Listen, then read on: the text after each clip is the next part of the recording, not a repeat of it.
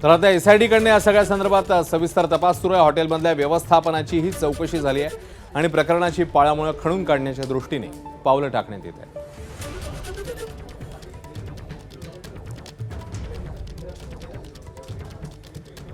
तर नाशिक टीसीएस लैंगिक शोषण प्रकरणातल्या 2 आरोपींना 18 एप्रिलपर्यंत पोलीस कोठडी सुनावण्यात आली आहे। धर्मांतर प्रकरणी आज शफी शेख आणि रझा मेमन यांना न्यायालयात हजर करण्यात आले। दरम्यान आरोपी शफी शेखला नाशिक रोड कारागृहात मारहाण झाल्याचा दावा कोर्टाने केलाय। कोर्टामध्ये त्याने केलाय। कारागृहातील इतर कैद्यांकडून शफी शेख याला मारहाण करण्यात आलेल्याचं समोर येत आहे।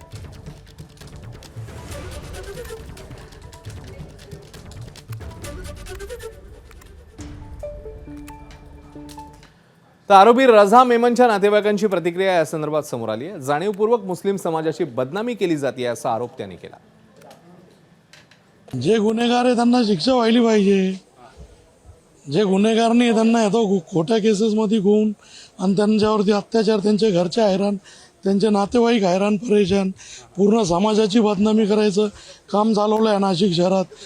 गुन्हेगार एक राहतो, पूर्ण समाज गुन्हेगार नाही राहत।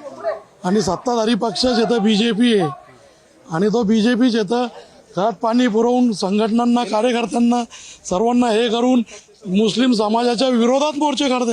मुस्लिम समाजाचा काय संबंध आला? तो मुस्लिम समाजात जन्माला आला तर त्यांनी का चूक केलं का, पाप केली का? प्रेम प्रकरणाचं प्रकरण ते FIRच्या येतं, FIRच्या कॉप्या येतं, सर्व पोस्ट कॉपी येऊ राहिली, पेस्ट येऊ राहिली। एकच FIR, त्याच्यात काही हे नाही। आक्षेप सर्व RSS वर आहे, बजरंग दलावर आहे,